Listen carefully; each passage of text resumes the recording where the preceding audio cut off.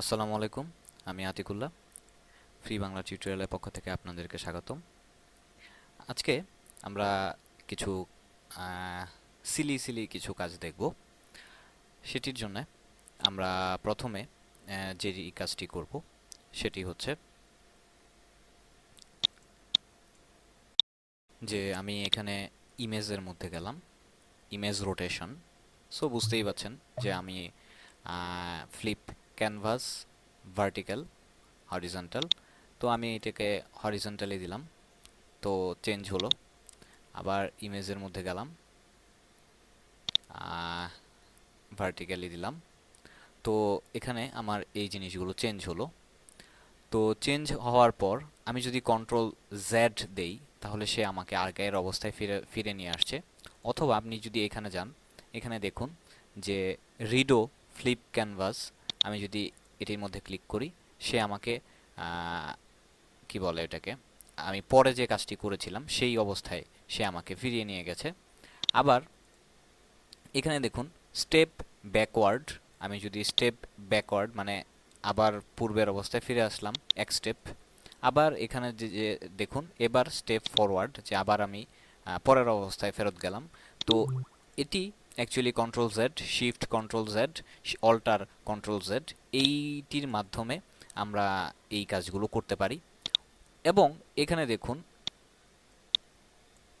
আমি এখানে যে এই ইমেজটি ওপেন করেছিলাম, ইমেজটির ওপেনের প্রথম অবস্থায় এটি এরকম ছিল, দ্বিতীয় অবস্থায় এখানে ছিল, এবং তৃতীয় অবস্থায় এখানে আসছে।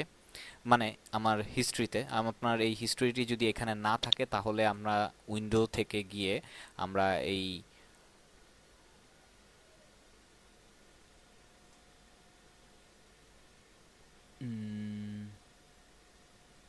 হিস্ট্রি এটিকে নিয়ে আসতে পারেন। তো যাই হোক, আমাদের যেহেতু এখন এখানে আছে, তো সেই হিসেবে এখানে দেখুন যে আমার ইমেজটি হচ্ছে এরকম। আমি যখন প্রথম ওপেন করেছিলাম তখন ছিল এরকম, এরপর আমি এই কাজটি করেছি, এরপর আমি এই কাজটি করেছি। তো এরকমভাবে আমরা অ্যাকচুয়ালি ইমেজটি আনডো বা রিডো, এক স্টেপ ফরওয়ার্ড এক স্টেপ ব্যাকওয়ার্ড, এরকমভাবে আমরা যেতে পারি। কারণ আমাদের কাজের সময় বিভিন্ন ধরনের ভুল ভ্রান্তি হতে পারে। সেই ভুল ভ্রান্তিগুলো ঠিকঠাক করার জন্য আমরা অ্যাকচুয়ালি এই কাজটি করতে পারি। এবার আমি যদি এই ইমেজটি নিয়ে কাজ করি, এই ইমেজটির ক্ষেত্রে আমি কন্ট্রোল জিরো দিয়ে এটিকে নিয়ে আসলাম। তো এটির ক্ষেত্রে যে ধরুন আমরা যে কাজটি করতে যাচ্ছি সেটি হচ্ছে ক্রপ টুলস। ক্রপ টুলসে এখানে আমরা যদি যাই তাহলে এখানে দেখুন আমি এটির উপরে মাউস যদি নেই তাহলে এখানে দেখাচ্ছে যে ক্রপ টুলস, এবং এটির শর্টকাট কি হচ্ছে সি। এবং এটির মধ্যে যদি আমি ক্লিক করি তাহলে আদার্স অন্যগুলো আসছে, বাট আপাতত আমি ক্রপ টুলসটি দিয়ে এই কাজ করতে যাচ্ছি।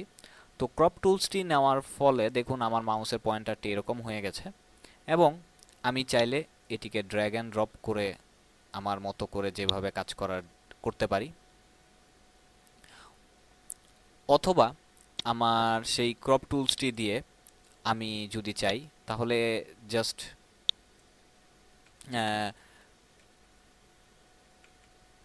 যে আমি যদি চাই তাহলে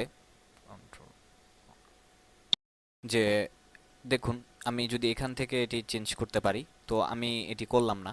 তাহলে এখানে সিম্পলি আমি যদি এটা করে ফেলি তাহলে রাইট চিহ্নের মধ্যে যে ওকে করে ফেলো। আর যদি আমি এটি এইভাবে চাচ্ছি না, তো এটি এখানে আমি ক্লিক করলাম, তাহলে আমার সেই আবার আগের অবস্থায় ফিরে আসলো।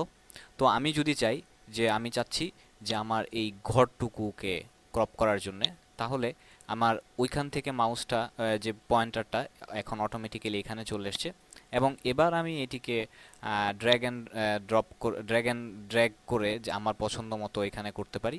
অথবা এখানে যদি আমি চাই তাহলে এখানে রেশিও অনুযায়ী, যে আমার কোন রেশিওতে আমি করতে চাচ্ছি সেই রেশিও অনুযায়ী আমি এটিকে করতে পারি।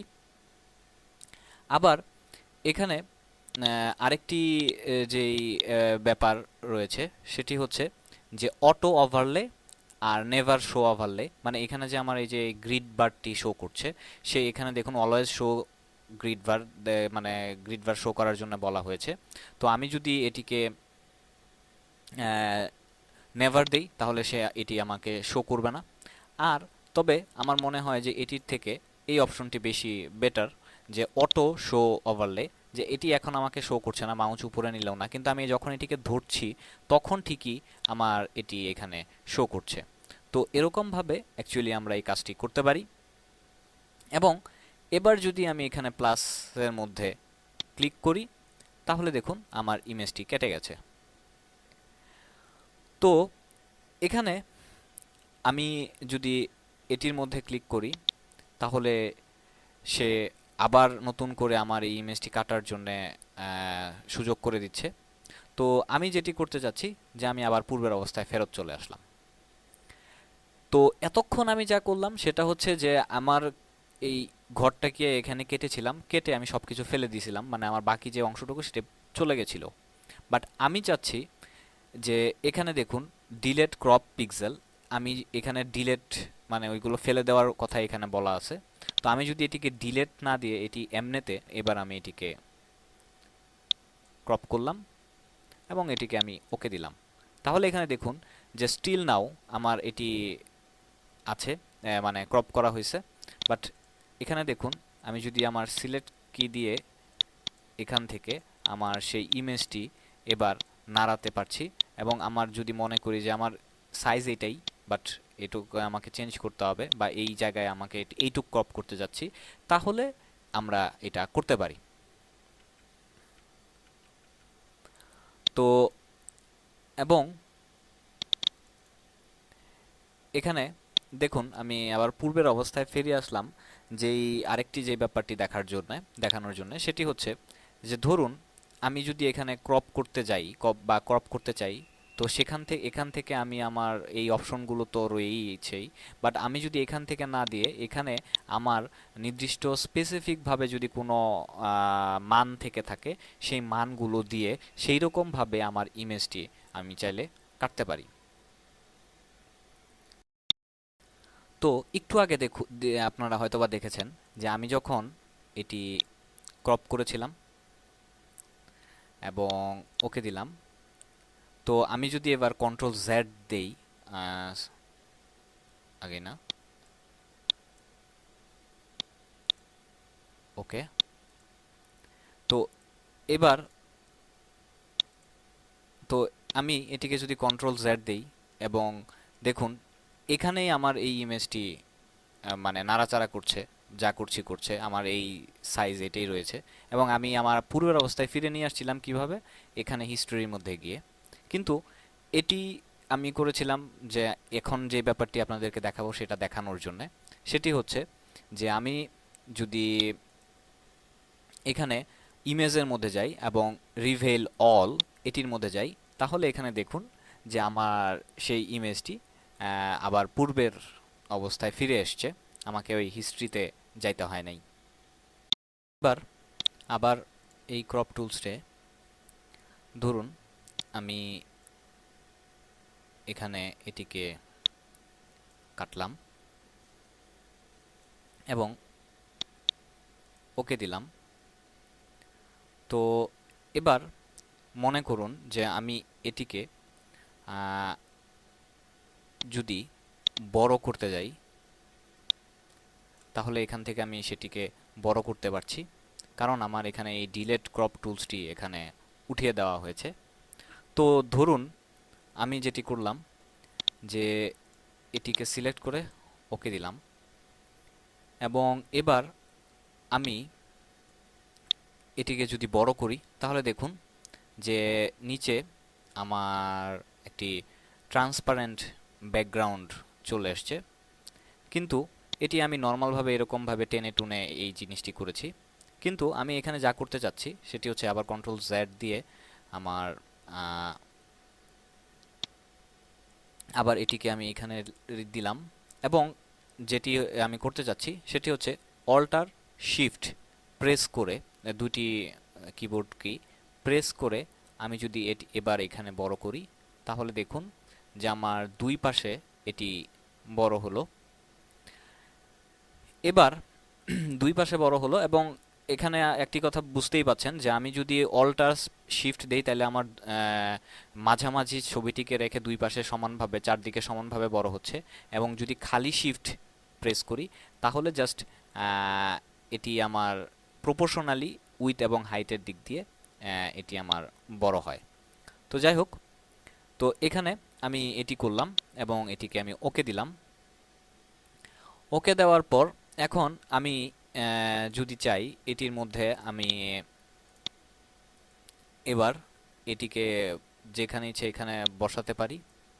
আচ্ছা, বসাইলাম। এবার আমি একটি এখানে নতুন লেয়ার নিলাম।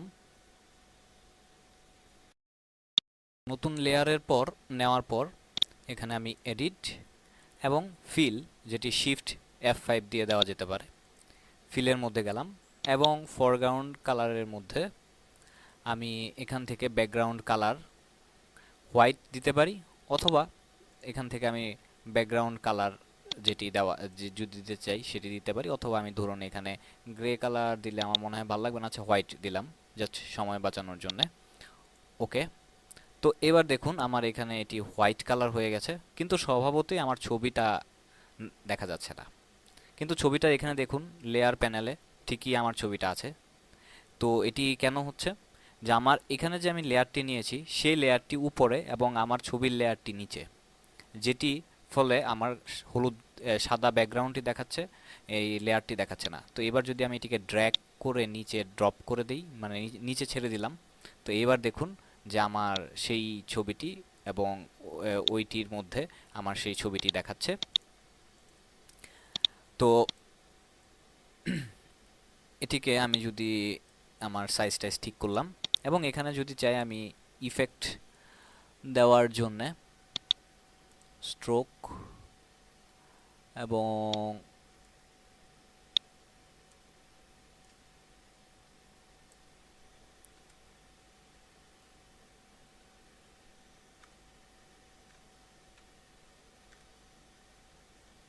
সাত দিলাম, তাহলে এখানে দেখতেই পাচ্ছেন যে আমার ব্যাকগ্রাউন্ডটি, এবং এটি যদি আমি ইনসাইড দেই তাহলে এরকম সেন্টার, তাহলে এরকম সেন্টারটি এখানে সুন্দর লাগছে। তো সেই হিসেবে আমি এটিকে ওকে দিলাম। তাহলে এখানে দেখুন যে এখানে আমার সেই ছবিটির মধ্যে এবার মনে হচ্ছে যে সাদা একটা ব্যাকগ্রাউন্ডের মধ্যে একটা ফ্রেমের মধ্যে আমি আমার এই ঘরের ছবিটি এখানে রেখেছি। তো এভাবে অ্যাকচুয়ালি টুকটাক কাজ করা যেতে পারে। তো এই ক্রপ এবং ট্রান্সফারেন্স এই এই এই ক্রপ টুলস নিয়ে আমি আগামী টিউটোরিয়ালে আরেকটু কিছু কথা বলবো। আজকে এই পর্যন্তই। ধন্যবাদ।